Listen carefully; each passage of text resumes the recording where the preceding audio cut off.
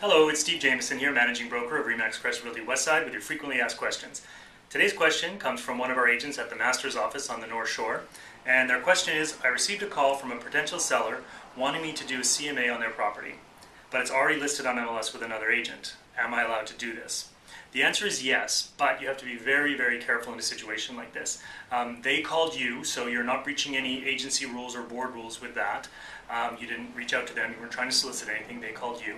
But at the same time, you have to be careful not to comment on what the other agent is doing currently, their marketing plan, the list price. They're going to ask you why the home hasn't sold. So again, you can't comment on any of that stuff at all.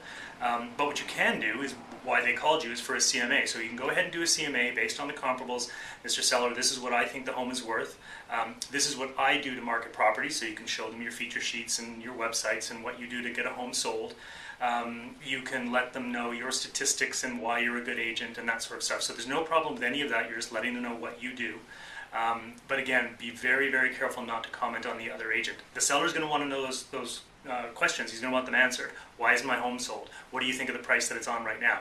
Do not answer any of those, and simply let the seller know, as long as you're under contract with another agent, I can't comment on any of that. But as soon as you're no longer under contract with this agent, I'd be happy to discuss it further. And if you wish, I'd be happy to list the home and help you move on your way.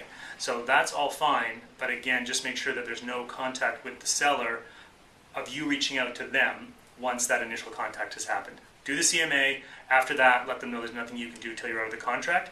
And at this point, be very careful not to be giving them instructions on how to breach their contract or instructions on how to get out of the contract. So, for example, you wouldn't want to say something, well, you need to get an unconditional release and not a cancellation. You don't want to be helping the seller get out of a contract. That's between him and his agent. So you would simply answer that with something like, you know, Mr. Seller, at this point, because you're under a contract with another agent, I really can't comment on that. If you're not happy with your current agent, you should be discussing that with him. I can't do anything until you're no longer under contract with that agent. So it is a very awkward sometimes conversation to have, and it is a bit of a gray area, so again, be careful, and do seek the advice of your managing broker as well if you do get approached by someone who's already under contract to do a CMA, just so that you stay out of trouble. I hope that's helped, and if you have any questions, please send them in.